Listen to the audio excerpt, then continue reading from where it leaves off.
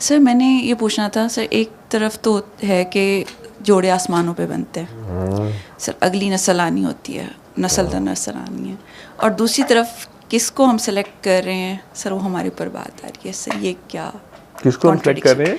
मतलब कह रहे हैं ना कि हम एक रिश्ता आ रहा है उसको नहीं सेलेक्ट कर ले, उसके बाद प्रोलॉन्ग करते चले जा रहे हैं, और अल्टीमेटली अगर सही नहीं मिला तो आप पे बात आ रही है। तो ये सर नंबर 1, जो आसमान वाले को मानते हैं, जो आसमान वाले को मानते हैं, कुरान करीम में शायद लिखा हुआ है ये कि ये फैसले होते हैं वहाँ पे होते हैं। तो जो उसको जितना मानते हैं, तो जो उसको मानते हैं वो जब यहाँ पर फैसला करेंगे तो वो लड़का या लड़की चूज़ करते हुए उनकी प्रेफरेंस अल्लाह और रसूल होगा, ठीक है। वो उस एंगल से देखेंगे कि क्या कोई शरई ऐब है, नहीं है, और शादी का इंस्टीट्यूशन भी पूरा का पूरा उनके नज़दीक इसलिए नहीं होगा कि इधर से जहेज़ ज़्यादा आएगा, या ये लड़का जो है इसके पास वीज़ा है, या कल्लम कल्ला है यदि जायदाद पे कब्ज़ा कराएंगे, या लड़की अकेली है तो इसकी जायदाद पे कब्ज़ा कर लेंगे, या धोखा दे देंगे, या फला कर देंगे, ये यतीम है इसके पीछे कौन आएगा, ये कर लेंगे वो कर लेंगे। तो अगर खुदा खौफी में वो होगा, क्योंकि ये अल्लाह का हुक्म है शादी और उस तरीके से करनी है, तो फिर आप अल्लाह ही की खातिर शादी कर रहे हैं, क्योंकि ये उसका हुक्म है कि अल्लाह के तरीके से शादी की जाए, निकाह किया जाए, अनाउंस किया जाए। तो फिर आप जब ये प्रेफरेंसेस रखेंगे तो अल्लाह उसी तरह का बंदा आप तक आएगा और आप उसी को चूज़ करेंगे और आपकी शादी हो जाएगी। अगर आपका मकसद शैतानी है और हरामी पुना है कि जी जायदाद आए, जहेज़ आए, अकेली है, अकेला है, ये है, वो है, तो आप उसमें अल्लाह का एलिमेंट, अल्लाह की प्रेजेंस को ख़ुद माइनस कर रहे हैं। अल्लाह के रोल को माइनस करके अपनी जहानत, अपनी अक्ल, अपनी प्लानिंग, अपनी उसको ला रहे हैं। तो अल्लाह को कोई ज़रूरत नहीं है, अल्लाह बड़े आराम से साइड पे होता है, ठीक है। तो जो आप दुनिया में जिस चीज़ की कोशिश कर रहे हैं, पैसे लेने की कोशिश कर रहे हैं, दुनिया में आप कोई बेनिफिट्स लेने की कोशिश कर रहे हैं इन सारे तरीक़ों से, तो फिर उस तरीके से ही आपके साथ डील कर लिया जाएगा, उसी तरह के बंदे मिल जाएंगे आपको, ठीक है। फ़ैसले तो आसमानों पे पहले से हुए हैं, वो फ़ैसले कहना, ये भी कहना, वो उसके जैसे कहें कि हतमी लॉज हैं कि ये करेंगे तो ये होगा, ये करेंगे तो ये होगा, इधर को मुड़ेंगे तो ये होगा, इधर तो मुड़ेंगे ये होगा। ये नहीं हो सकता कि बाएं हाथ को आप मुड़ें तो उस हाथ पे आपके इस्लामाबाद आ जाए, दाएं हाथ पे आप मुड़ें तो उधर भी इस्लामाबाद आ जाए, नहीं। वो इस्लामाबाद जिस साइड पे इस्लामाबाद उधर होगा, जिस साइड पे कराची उस साइड पे कराची होगा। ये उसने पहले से डन किया हुआ है कि इस काम का ये नतीजा है, इस काम का ये नतीजा है।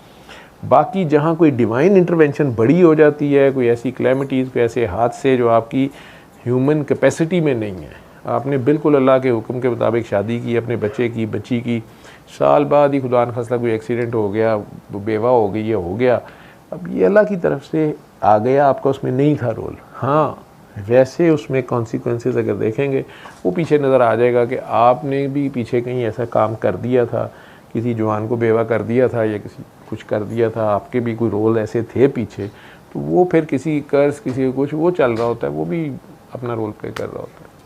सर एक बच्चा जो आता है उसके पेरेंट्स पहले ही डिसाइडेड, अल्लाह मियाँ ने लिखे हुए हैं कि इसका वालिद ये होना है, उसकी वालदा ये होनी है, ठीक है। तो वो तो डिसाइडेड है ऑलरेडी, जबकि वही सिलेक्शन वाली बात फिर आ जाती है कि एक बंदे के अगर मोटिव है ही कि पैसे को देख रहा है, या ख़ातून जौन सी हैं वो सिक्योरिटी को देख रही हैं, तो फिर वही बात, ये चीज़ हमेशा कन्फ्लिक्ट करती है। क्या चीज़? कि एक बच्चे के पेरेंट्स ऑलरेडी, जो बच्चा आने वाला है, आएगा इस दुनिया में, उसके पेरेंट्स, उसके वालिद वालदा का पहले ही लिखा हुआ है, अल्लाह ताला ने ये आना है, ठीक है। अब मीनवाइल वो आप जो लोग अभी बैठ जाएं, मैं जब तब खड़ा हुआ था, या तो तब जाना था, नहीं तो अभी बैठ जाएं, चले जाइएगा। क्या राइड मंगवा ली है? चलें फिर निकल जाए, ठीक है, उन्हें लंगर पकड़ा दीजिए। अच्छा जी।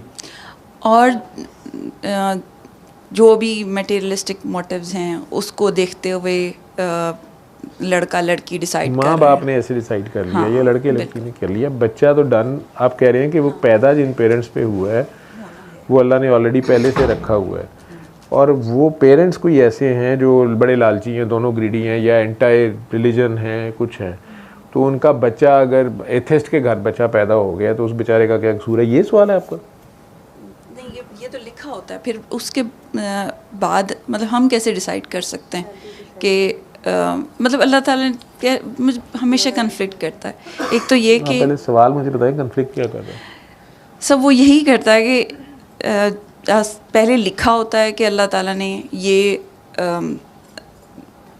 आपका साथी बनना है और ये आपकी औलाद होनी है, नस्ल दर नस्ल चलनी है, इससे ये नस्ल पैदा होनी है, ये नस्ल पैदा होनी है। मगर दरमियान में जब हम सिलेक्शन कर रहे होते हैं तो वो मुद्दा इंसान पे क्यों आ जाता है फिर?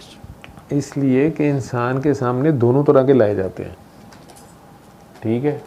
तो इंसान वहाँ फ़ैसला, मैं वही तो कह रहा हूँ कि इंसान वहाँ फ़ैसला अल्लाह के हिसाब से करता है या वहाँ वो फ़ैसला अपने लालच के हिसाब से करता है, ठीक है? तो अल्लाह ने ये पीछे लिखा हुआ है कि जो ऐसे करेगा तो वो ऐसे तक पहुँचेगा, जो ऐसे करेगा वो ऐसे करेगा, ये हो जाएगा, वो उस हिसाब से। बाकी जो उसका ग्रैंड प्लान है उसमें तो फाइनल उसकी से चल रही है। जैसे बीबी आसिया ने जाना फ़िरौन के घर ही था, उनसे अल्लाह ने एक बड़ा काम लेना था, वो अल्लाह के अपने ग्रैंड प्लान का हिस्सा था, नियत मैटर, ठीक है? तो जो आम लोगों का हमारे लेवल पे हो रहा है, हमारा हिसाब भी उसी हिसाब से होगा। फ़िरौन का हिसाब भी फ़िरौनियत के हिसाब से होगा, बीबी आसिया का हिसाब भी कामिल औरत के हिसाब से होगा, ठीक है?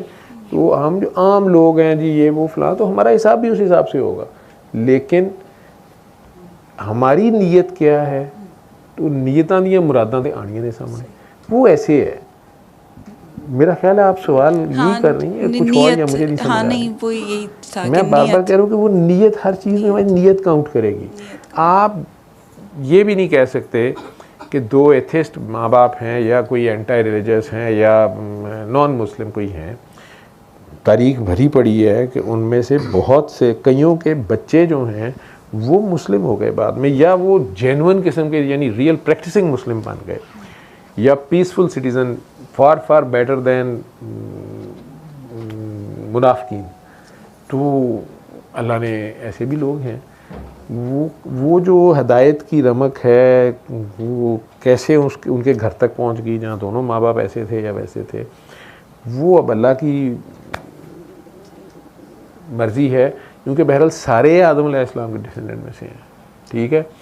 उसमें से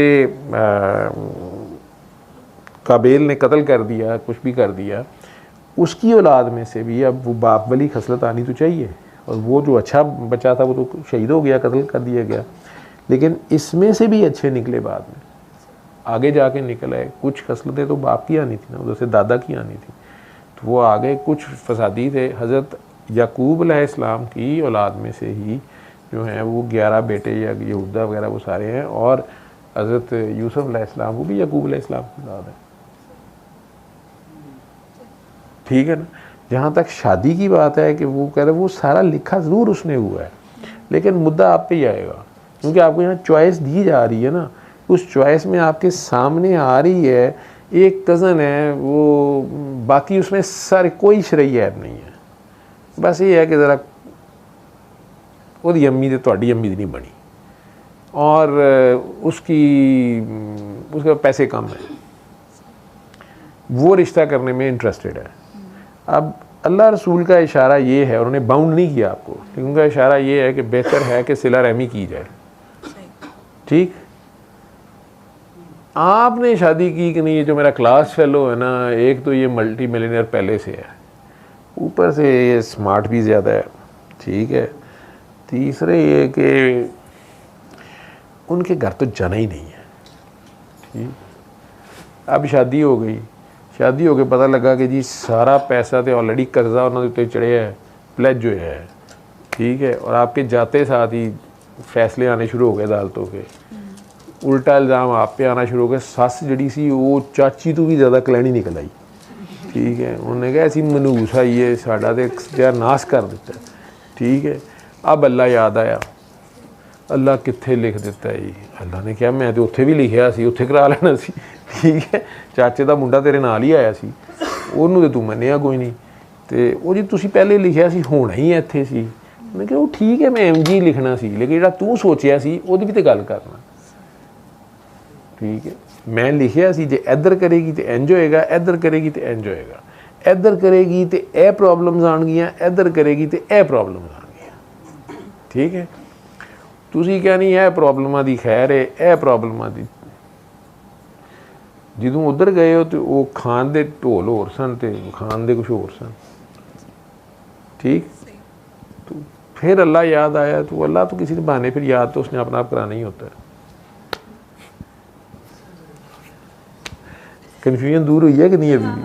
अच्छा, देख ले कि मजबूरी में कही जा रही है, क्योंकि ये कन्फ्यूजन फिर सालां चलनियां होंदियां ने, क्योंकि फिर गले पिया ढोल तो बजाना ही होंदा है। ढोल एवं खाम खा शर्माई जा रहा है। ठीक है, शुक्र अल्हम्दुलिल्लाह, शुक्र अल्हम्दुलिल्लाह, शुक्र जितना शुक्र अदा करना।